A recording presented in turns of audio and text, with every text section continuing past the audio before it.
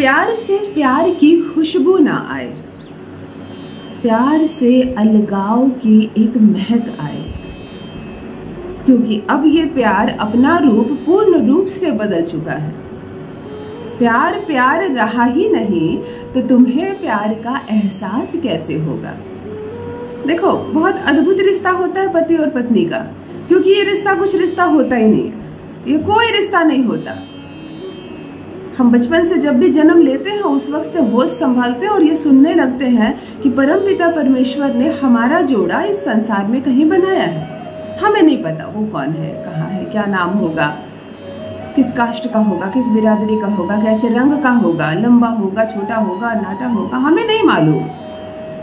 इस संसार में किस स्टेट में रहने वाला होगा, किस डिस्ट्रिक्ट में रहने वाला होगा, इस देश का भी निवासी होगा या नहीं, हमें नहीं मालूम। वह हमारे सबसे करीबी रिश्तेदार कैसे हो गया। रिश्तेदार तो छोड़ो, रिश्तेदारों में पति नहीं आता है। आधा आधी जीवन, आधी मैं आधा वो मिलकर एक हो जाएंगे और उसके बारे में हमें मालूम नहीं। हमारे विवाह से कुछ माह पहले भी हमें नहीं मालूम होता कि कौन है जो हमसे जुड़ेगा और तब हमारी पहचान सिद्ध होगी। मतलब यह रिश्ता मनुष्य ने तय नहीं किया है, यह बात तो साबित हो जाती है। क्योंकि ऐसा कैसे हो सकता है। हम जहाँ जन्मे होते हैं, जहाँ लोगों को जानते हैं, जो हमारे बहुत सारे मित्र होते हैं, हमारे आसपास होते हैं, उनमें से कोई हमारा पति नहीं होता।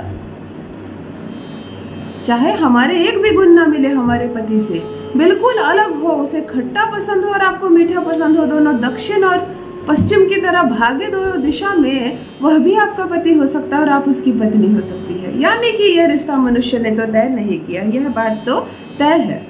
सच ही है कि यह रिश्ता परमपिता परमेश्वर ने बनाया है और संसार के उस कोने से वह आएगा। चाहे आप बहुत दूर प्रदेश में किसी गांव में रहती हो और वो कहीं और बहुत दूर किसी मेट्रोपॉलिटन टाउन में भी रहता हो, वहां से आएगा, वो किसी के माध्यम से आएगा। कहीं भी उसने आपको देखा हो, कहीं आपकी चर्चा गई हो, किसी ने आपको देखा हो और जाकर उससे बखान करे और वह वहां से आकर आपको ब्याह कर ले जाए, अपनी भार्या बनाए, अपनी प्रिया बनाए, तो सच है कि यह मनुष्य का सोचा तो नहीं हो सकता। कई बार ऐसा देखा गया है कि लड़कियां या लड़के अपनी मर्जी से अपने मित्र से विवाह कर लेते हैं, प्रेम विवाह कर लेते हैं और वह विवाह साल भर भी नहीं चलता हो, टूट जाता है, फिर विच्छेद हो जाता है। दोनों अपने अपने घर गुआरे लड़की लड़की की तरह चले जाते हैं और फिर से दोनों का कहीं अरेंज मैरिज होती है। वो दूर से फिर आता है कोई दूल्हा और तुम्हें ब्याह कर ले जाता है। यह मनुष्य तो बना ही नहीं सकता। तो जिस रिश्ते को परमात्मा ने बनाया है, जिस रिश्ते को स्वयं ब्रह्मा ने रचा है ना, जोड़ियां तो ऊपर बनती है, जोड़ियां ब्रह्मा बनाते हैं। तो जिस जोड़ी को ब्रह्मा ने बनाया है उसे इतनी आसानी से टूटने तो नहीं दूंगी। और मेरे भाइयों, आपसे भी कहती हूँ, सिर्फ महिला पर दायित्व नहीं है इस रिश्ते को जोड़ कर रखने का। आगे आओ तुम भी। जिस रिश्ते को परमात्मा ने बनाया है, तुम तो सिर्फ माध्यम हो, तुम्हें जो कहा गया वही क्या कर रहे हो। तो इस रिश्ते को इतनी आसानी से टूटने मत देना। ये जो प्लेटफॉर्म है ज्योतिष ज्ञान, इस पर भी दिन रात यही प्रयास हो रहा है कि एक भी घर ना टूटे मेरी बहनों, एक भी दिल ना टूटे। यदि रिश्ते में अलगाव आ गया है, शांत करना है इसे। छोड़ गया है वो तुम्हें मायके में, 4 वर्ष बीत गए, 5 वर्ष बीत गए, नहीं आता लेने के लिए वो तुम्हें, नहीं मान देता तुम्हें अपनी पत्नी का, बच्चे भी है तुम्हारे, नहीं देखता है बच्चों को, ध्यान ही नहीं देता इस रिश्ते को संभालने में, तब रोना नहीं है तुम्हें, घबराना नहीं है तुम्हें। जो तुमने किया ही नहीं है, जो ईश्वर ने रचा है, उसे ईश्वर ही संचालित करेंगे। तुम कर लेना एक छोटा सा अद्भुत चमत्कारिक वशीकरण। महिला के लिए भी पुरुष के लिए भी ऐसा आवश्यक नहीं है कि महिला ही शालीन हो, शांत हो इस रिश्ते में। वही प्रयास कर रही है जोड़ने का और पति तोड़ने का। कभी कभी महिलाएं तोड़ने का अपना अथक प्रयास करती है और पति का सामर्थ्य इतना होता है, तुम्हारा इतना धैर्य होता है कि तुम अकेले इस रिश्ते को जोड़ लेते हो।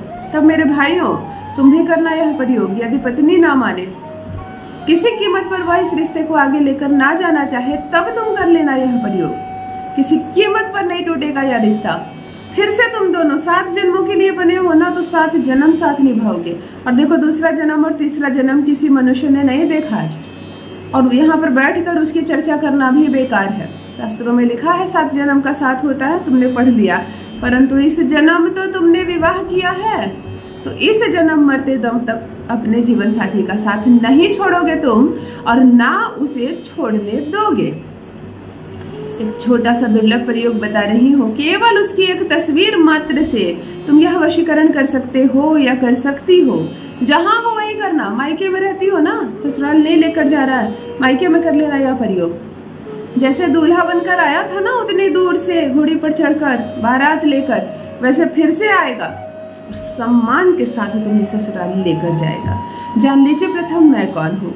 नमस्कार दोस्तों, मैं हूँ खुशबू सिंह। बहुत स्वागत, बहुत अभिनंदन करती हूँ आप सबका अपने YouTube चैनल ज्योतिष ज्ञान में। कैसे हैं मेरे भाइयों, कैसी है मेरी बहनों? मेरे कमेंट सेक्शन में जय माता दी, हर हर महादेव अवश्य लिखें। अपनी खैरियत मुझे जरूर बताएं। पढ़ती हूँ हाथ की रेखाएं, पढ़ती हूँ जन्म कुंडली, और आप कुछ ना कहें तो आपका चेहरा भी पढ़ लेती हूँ। कर्म है, कृपा है ऊपर वाले की, प्रेम है आप सबका। जुड़िए ज्योतिष ज्ञान चैनल से। जो भी नए भाई बहन चैनल पर पहली बार आए हो, मेरी वीडियो को पहली बार देख रहे हो, मुझसे पहली बार मिल रहे हो, चैनल को सब्सक्राइब करके मेरे परिवार का हिस्सा बनिए, मेरा हिस्सा बनिए। घर नहीं टूटने दूंगी आपका। एक तस्वीर चाहिए उसकी, पेपर फॉर्म में निकलवा लेना। मोबाइल में हो ना तो स्कैन करवा के निकलवा लेना। मढ़ी हुई कोई फोटो हो, फोटो फ्रेम के साथ चलेगा, ले लेना। पति है तो फोटो होगी ही, पत्नी है तो फोटो होगी ही तुम्हारे पास। नहीं है तो यह भी बुरी बात है, होनी चाहिए। याद कैसे आएगा कि इसके साथ रिश्ते में बंधा हुआ हूं मैं, बंधी हुई हूं मैं। एक तस्वीर ले लेना। 5 गुलाब का फूल ले लेना, बिल्कुल ताजा खुशबूदार गुलाब का फूल। वशीकरण शास्त्र में गुलाब के फूल से कई बार सम्मोहित किया गया है कई चीजों को, चाहे वो धन हो, किसी की ऊर्जाएं हो, कोई मनुष्य हो, कोई लड़की हो। 5 सुंदर लाल गुलाब फूल ले लेना। गमले में ना उगा हुआ हो, फूल की दुकान में आसानी से मिलती है। हर शहर में होती है फूल की दुकानें, जहाँ शादी ब्याह के फूल मिलते हैं, वो ढूंढ लेना तुम। 5 सुंदर गुलाब के फूल खुशबूदार ले लेना। 5 हल्दी की गांठें ले लेना। जो जो मैं कहूँ वही वही लेना, ग्रहों को ध्यान में रखकर बताया गया है। और 5 सुपारी ले लेना, साक्षात मंगल। सुपारी को याद भी करती हूँ तो मंगल देव को नमन करने की इच्छा होती है एक बार। यही वो ग्रह है जो विवाह करवाता है। मांगलिक कार्यक्रम आपके घर होगा, यानी विवाह होगा, मंगल ही है। वो रुष्ट हो जाए तो नाक रगड़ कर रह जाइए। चाहे बेटी ने MBA किया हुआ हो, MBBS किया हुआ हो, चाहे आपके पास करोड़ रुपए हो, कोई बेटी को ब्याह कर नहीं ले जाता है। किसी कीमत पर उसकी शादी नहीं होती है। यदि मंगल बिगड़ गया हो तो आपको मंगल की शांति करानी ही होगी। चलो 5 सुपारी ले लेना। एक पीले रंग का कपड़ा लेना। जो जो मैं कहूँ नोट कर लीजिएगा, ग्रहों के अनुसार सारी चीजें कही गई है। पीले रंग का कपड़ा बिछा लेना। 5 मुट्ठी सफेद अरवा चावल ले लेना। शुक्र भी जब कहती हो तो मांगलिक कार्यक्रम ही याद आता है। शादी ब्याह में सबसे ज्यादा इस्तेमाल होने वाली कोई सामग्री होती है चीजों में तो वह अरवा चावल ही होती है। चावलों से तो गृहस्थी का निर्माण होता है। 5 मुट्ठी अरवा चावल ले लेना। पीले कपड़े को बिछाकर बैठ जाना। पीले कपड़े को सामने रख देना, आसन बिछाकर बैठ जाना। पूर्व या उत्तर की ओर तुम्हारा चेहरा हो, सारी सामग्री लेकर बैठ जाना। दिन या तो गुरुवार या संडे, और अन्य कोई दिन नहीं, या गुरुवार या संडे। तामसिक भोजन बिल्कुल मत करना इस दिन, कोई नॉनवेज मत खाना। जब यह प्रयोग करो तो कुछ मत खाना, भूखे प्यासे करना। दिन में कर लेना जब पूजा पाठ करती हो तो। पीला कपड़ा बिछा देना जमीन पर या किसी थाली पर। 5 मुट्ठी अरवा चावल इस पर रख देना। एक ढेर बन जाएगी चावल की। इसी पर तस्वीर को खड़ी कर देना। यदि कागज की तस्वीर है तो आसानी से इसी में डाल दोगे तो खड़ी हो जाएगी। ना खड़ी हो सके तो कोई ग्लास रख देना, कुछ भी रख देना स्टैंड की तरह, जिसमें एक तस्वीर खड़ी हो जाए। 5 सुपारी इसी चावल पर रख देना जो तस्वीर से भी टच हो। 5 हल्दी इसी पर रख देना। और अब इस पर 5 गुलाब के फूल से बिल्कुल चारों ओर से घेर देना। शुक्र होता है, साक्षात शुक्र। खुशबूदार हो जाएगा ये माहौल पूरा। और यह वशीकरण, आंखों में आंखें डाल कर देखना।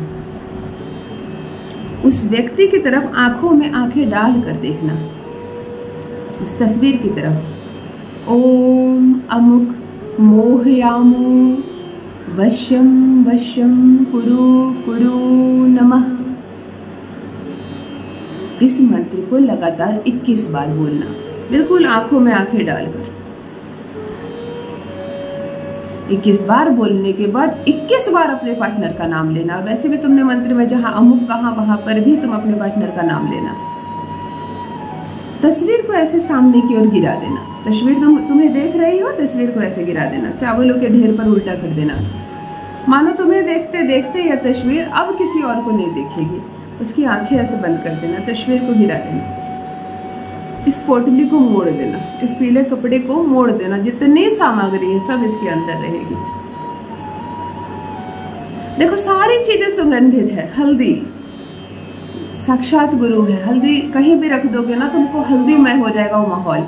गुलाब का फूल, यहाँ तक कि चावल तक कहीं रखी रहती है ना, अरवा चावल, तो उसकी एक भीनी भीनी सी खुशबू फैलती रहेगी। सुपारी रख दो ना, कुछ समय के बाद सुपारी से खुशबू आती है, लगेगा यहाँ कहीं आसपास सुपारी है क्या। सारी चीजों को मोड़ देना। तुमने पीले रंग के सूती कपड़े में मोड़ी है तो इसकी जो ऊर्जाएं है, खुशबू है, फैलती रहेगी। इसे मोड़कर 21 दिनों तक अपने बेडरूम में टांग देना जहां तुम सोती हो। इसकी ऊर्जाएं तुम पर और तुम्हारी ऊर्जाएं इस पर पड़नी चाहिए। केवल इतना करो। परिणाम 21 दिन में नहीं आएगा, कभी कभी 21 मिनट में आएगा, 1 दिन में आएगा, 3 दिन में आएगा।